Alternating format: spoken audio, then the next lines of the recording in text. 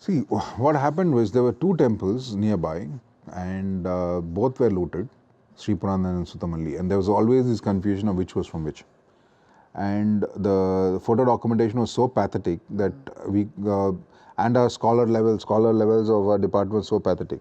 So in fact, they said that the Sutamalli Nataraja was stolen, and it was in Australia. When we went to the French Institute Pondicherry, we got a high resolution photograph, and then we had one of our volunteers go down to Australia to get a high resolution photograph. It was very clear it was not the Sutamalli Nataraja, it was the Sri Purandan Nataraja. In fact, one of our volunteers visited the Kapoor galleries, and when these two Natarajas were up for sale, and we found that on the base pedestal there was a Tamil inscription which read Suttavalli. And for 2 years we were searching for Suttavalli because the town's name had changed. So it was called Suttamalli now, but in the inscription it was written Suttavalli. So incidentally, those two bronzes are the ones hidden by Kapoor's sister.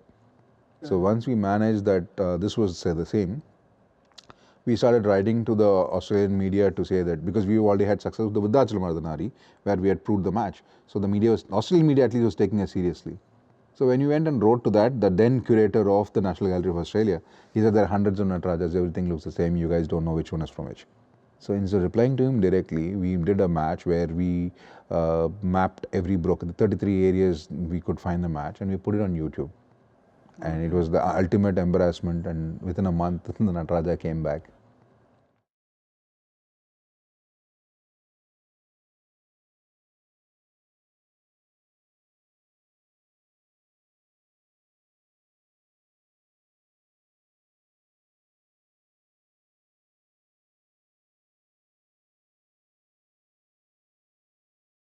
Well, that's the problem in the sense that people, first of all, didn't know how. So the hands were completed in the wrong way. So as per the agamas, they were not supposed to be like that. So the hand has not to be in the Abhaya Mudra. It has to be tapping the Nandri's head, which was broken. So the guy didn't know. He did. The other hand should be bent. It was down. So one straight look, you would know it's a fake.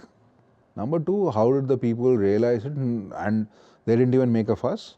That's sadly the case in every other place. Getting up to it, from 2002 to 2012, we were worshipping a fake without even knowing that there was a switch made. And from 2012 to 2014, we didn't even know that the Pratyankara was also from the same temple. And it was also in Australia, which incidentally, she's also come back. So the thing is, again, it was proof from the French Institute Pondicherry archive. Without that, we wouldn't have been able to get back. And what was shocking was the museum in its own library had the book which had the photograph of this when it was inside. So if they had even done the basic due diligence of referring the very few Chola art books, they would have known that this is the same. So this goes to show how little provenance research they do before acquiring an object for $1 million.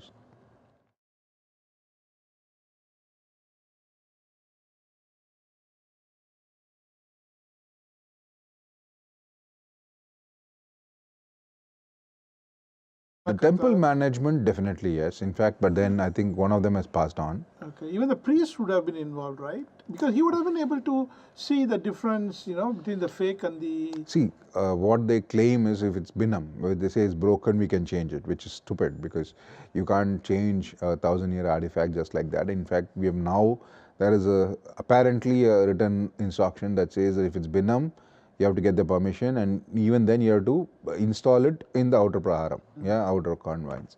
But to me, if you really look at the agamas, they say that if it's not a breakage in the major limb, by major limb, the torso or the neck, you can always repair it. In fact, if you go to the Pallava records, Dandin actually records in the 7th century, the Shore temple, the Sayana Perumal had a broken hand, and the Pallava sculptors expertly repaired it. And he says he marvels at the capability of the Pallava sculptor to miraculously repair.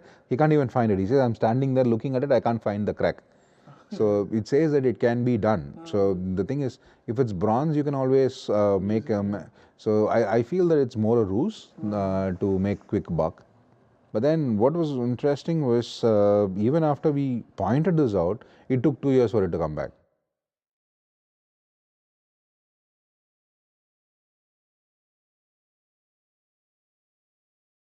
1956, six were buried up. They were recovered. The Sapati made fakes for all 6. So there was one Shiva, Nataraja, one Somaskanda, one Samandar, one Ganesha and two Parvati. So there was total 6 idols. And all 6 were faked by the Sabati, and he gave the fakes. As usual, our guys accepted the fakes. The original were kept, and then it was shipped to Bombay. Bombay, there was this reputed collector who died in 2012, Lansdane, who in fact did the celebrated commemorative cover when the Queen visited Madras in 1970. And the Sivapuram Nataraja forms the cover of the commemorative volume in 1970 when it was stolen in 1956. Okay. And it left India in 1971. By the time from Chennai, our guys went. Douglas Barrett, the British Museum curator, when he came to do a book, he looked at it in Sivapuram and said, "This is fake. The original is with the dealer in Bombay, Bomba in Iran." And from there we went. So by which time Douglas Barrett also said, "This is with the collector." We took 6 months to go to Bombay. By which time it was sold for $1 million to Norton Simon, and Norton Simon said, "Hell yes, I know it's smuggled. I buy millions worth of art, and everything is smuggled. What do you want to do?" And then we went for an out-of-court settlement. The out-of-court settlement for 10 years, then the Nataraja would be kept in a public museum in the US, and then it will be returned to India without any compensation. Very good. In 1983, it came back. But then what a lot of people don't know is we signed a second clause which said that Norton Simon can buy any object in Indian art. If it's already away outside of India for a period of 1 year, we won't ask any questions. And then we never asked any questions how these objects. So he bought 800 objects in that 1 year period, the moratorium period between 1972 and 1974, of which about there are 66 bronzes, of which one of them is the Somaskanda from Sivapuram, and which we have a match from the museum publication, which is still available for $370. The Somaskanda, when it was excavated, and it's still there in Norton Simon Museum with the provenance plate which reads Sivapuram, and the date of acquisition 1972, which is the same year the Nataraja was acquired. And we have not been able to get it back. And neither of the other four. Neither of the 800 that he bought in that 1 year. How come 800 objects miraculously came out of India? No questions have been asked. So, I mean, in this it seems like the Indian state itself is complicit in this. Exactly. That's why I said for a long time India didn't care, and that's why we called it the India Pride Project, basically restoring India's No, pride I mean, one I object can, at I a can time. understand one, like there is total lethargy or total ignorance. Well, I've not told you about the other case, the Emerald Gallery case. So in 1984, a priest complained that from a temple in Tanjore, a Nataraja was stolen, and it was up for sale in London. So a CBI officer and a Madras police officer went to London. They went with Scotland Yard to raid a gallery in London, and they seized 241 idols from the gallery. They went to his house, they seized 40. So 281 idols were seized in London in 1985. One of them was sold to a museum in America, the Kimball Art Museum, which was returned back to India. And then the case goes cold. 280 cases. We don't know what happened to the 281 idols that were seized in London. Only one from America came back. Still now there is no. There's no record of the case except for a scant India Today article. And there the priest says, "How do you identify this bronze?" He said, "As a mother would identify his son."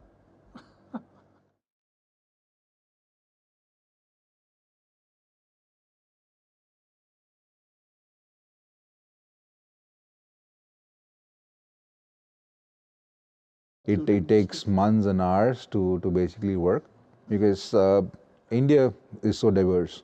Every state has its own style, and the style changes every 100 years, every dynasty. So you really need to know, and hardly we have any expert help. Most experts are, I would say, myopic. They know, so like if you take experts from Tamil Nadu, they know only Tamil Nadu. So for them, if you show them any other state, what they've read is only from a few books. So that's where it helps us. So whenever we go to a site, we go to the museum, so we tend to understand and learn the material, learn the style. So at least I'm not saying we are experts, but roughly if you show me an object, I can tell you the year, or roughly the decade, or better still the century, and at least the state. And then it becomes easy for you to go back to your database and check what is lost in that period, and then you look at the material wise, and that's how the database works.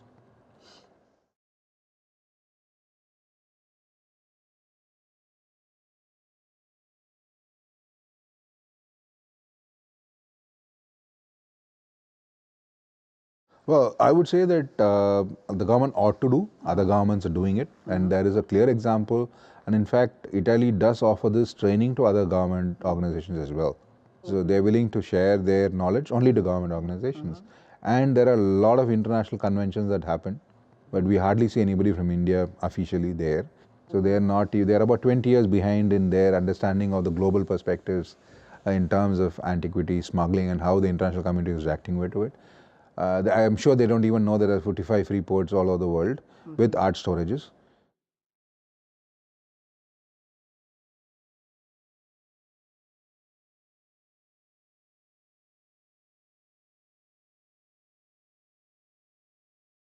Well, I believe I'm a perennial optimist. I feel that there is always way ahead. I don't want to look back.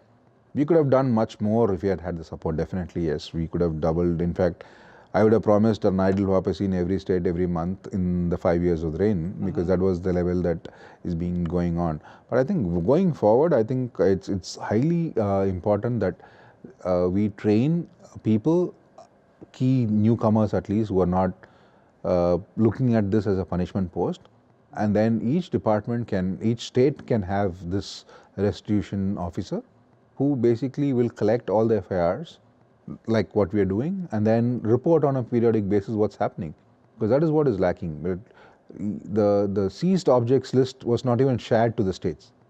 So if they had been shared to the states, we would have clearly known that normally it's not one piece that's stolen. So if somebody says, oh, this is from my side, we can go and check how many else was stolen, which is what is lacking now.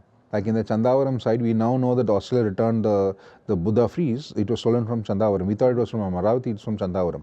Now it's kept in the National Museum, Delhi, but it should go back to the site, and we realized there were 3 thefts over 2004 where they looted 8 objects. Okay, you've lost it, but at least make an effort to lodge a proper FIR, have a central repository where they collect all these FIRs, and lastly, go to these provenance certificate dealers out in London who are giving out provenance certificates and say, these are the list of dealers for India.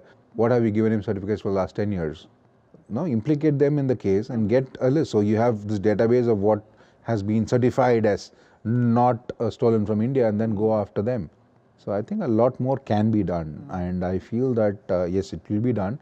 Maybe not now because of the pole fever, but I said we are in this for the long term.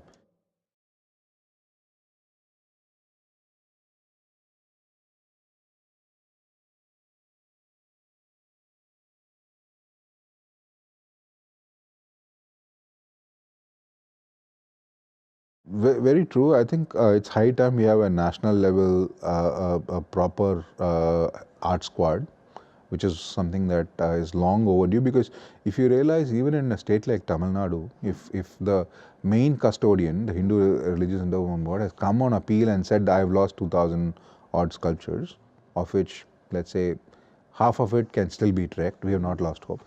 In fact, they have not been able to produce even a single photograph of what is being lost. But then imagine Tamil Nadu is a state that's been relatively well documented. So imagine what we are losing from Madhya Pradesh, we are losing from Bihar. So if we allow this to happen another 10 years, if you want to see the best of Indian art, I have to tell you, go to Louvre, go to Met Museum, go to America. So you will not see anything in India.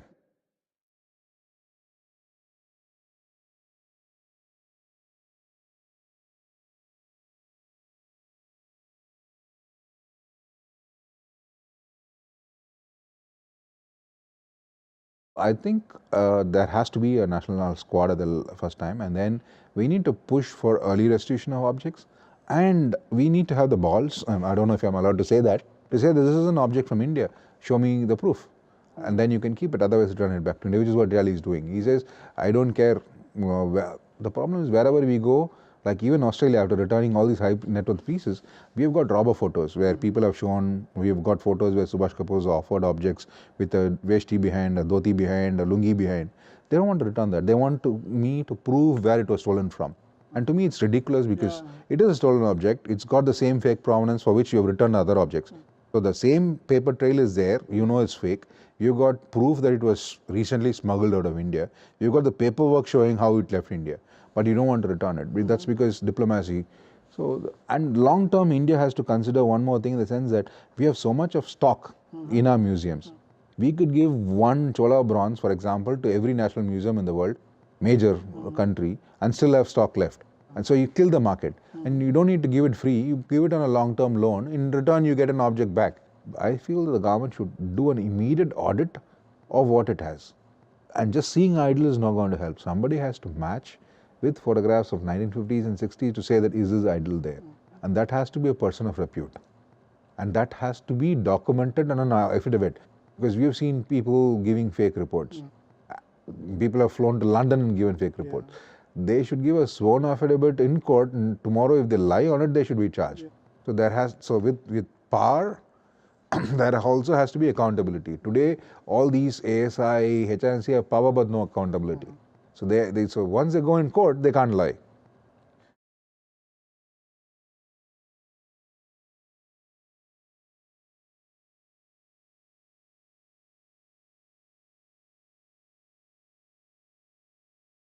In Europe, for example, we are campaigning for EU level stricter enforcement and new laws coming up to make it, because the EU is borderless. So technically, you move antiquities around. Each of them have their own antiquities acts in terms of so it's very difficult for you to get a prosecution. So we want to get a unified one wherein it's like buyer beware.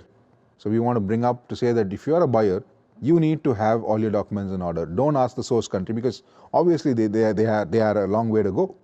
So, but there's a massive pushback from them. Similarly, the US, they want to put it under the money laundering bill, and there's a pushback against that.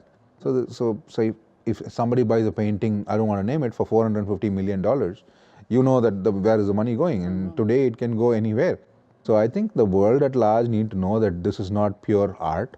There's something background to it. Now, this is where we are fighting to change. So I would say that like Africa is now getting very aggressive in asking for its treasures back. India should do as well, because at least change the narrative.